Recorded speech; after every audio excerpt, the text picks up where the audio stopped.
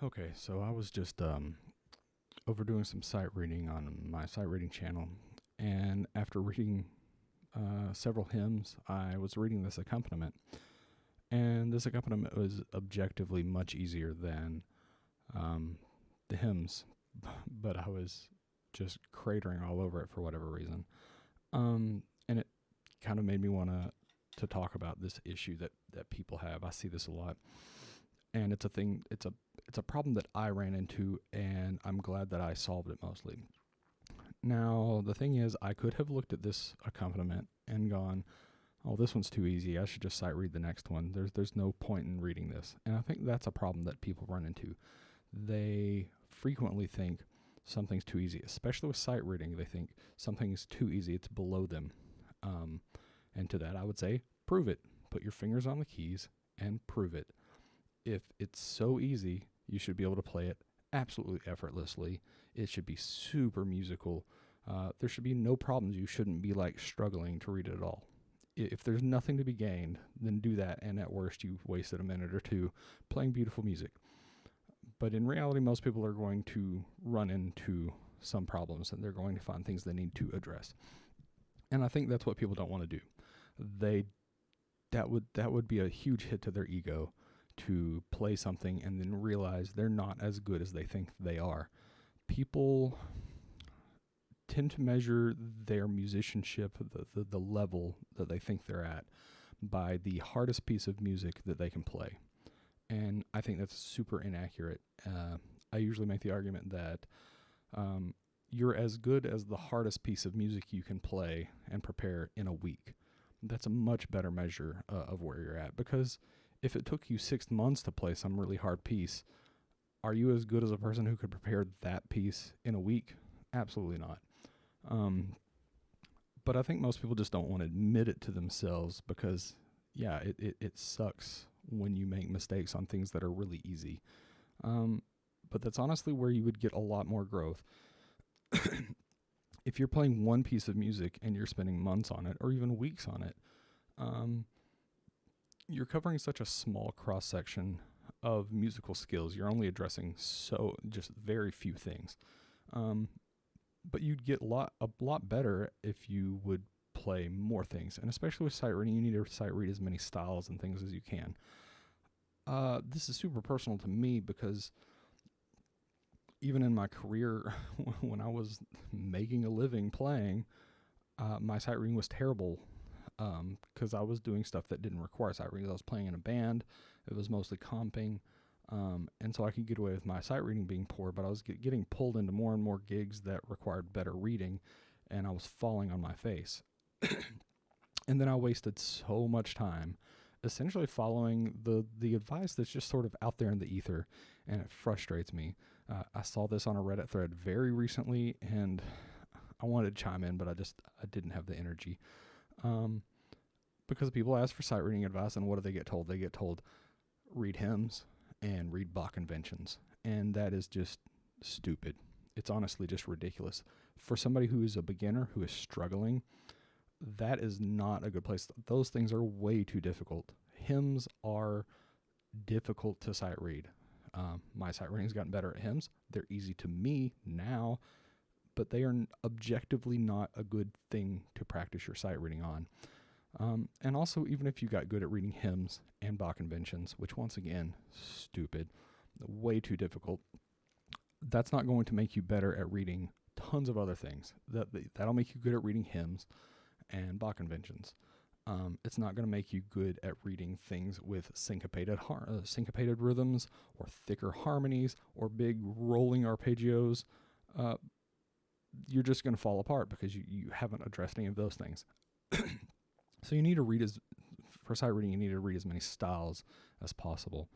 But more importantly, you have to start really, really simple. Like, you have to address those real simple things. And I wasted so much time because I was telling myself, I can play these hard things. I have performed this really hard music. Why can't I just sight read hymns? That should be the starting place. Or why can't I just sight read whatever? I was trying to read things that were well beyond me, because no, I don't want to sit down with even an Alfred adult book and try to sight read.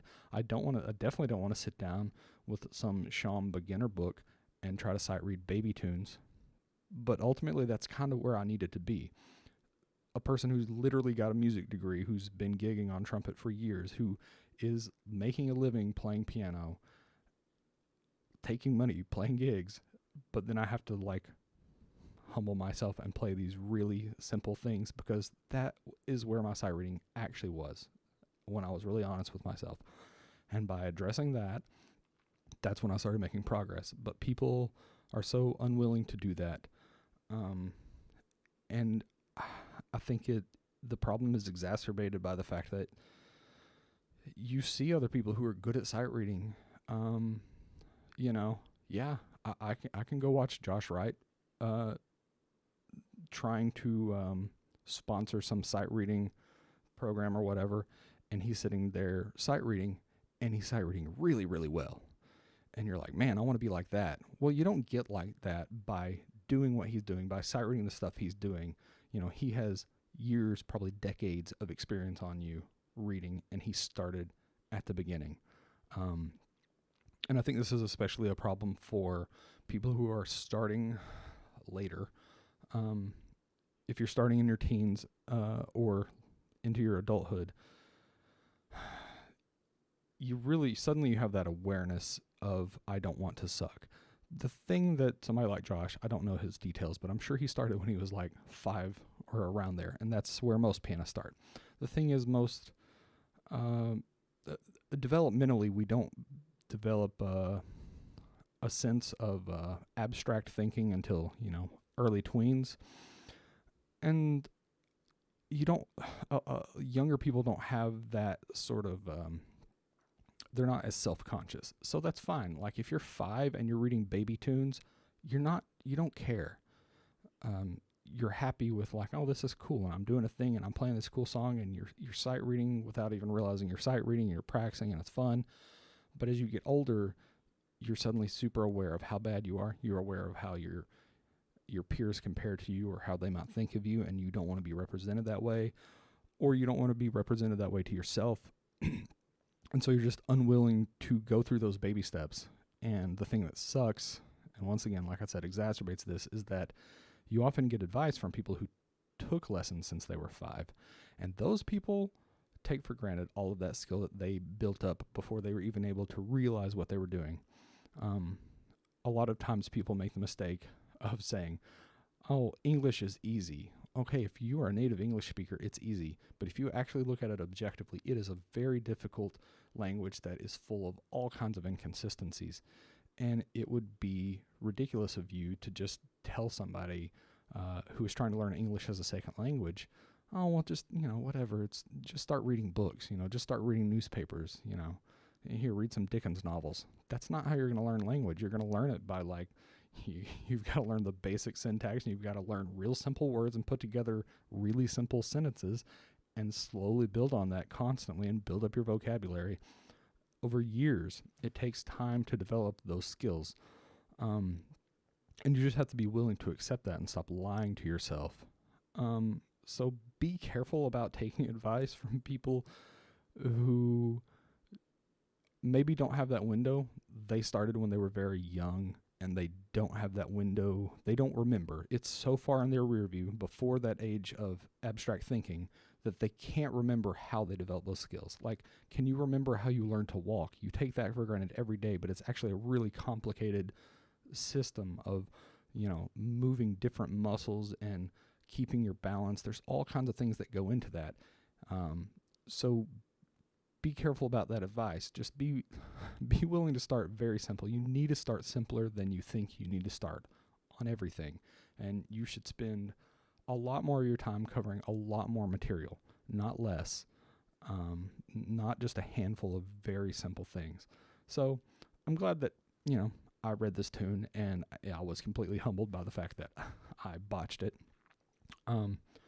So I also found an audio issue that I had accidentally created in OBS from another meeting I had. That's neither here nor there. Hopefully somebody finds this useful and goes and practices something more appropriate to their level. And for now, I'm going to get back to sight reading.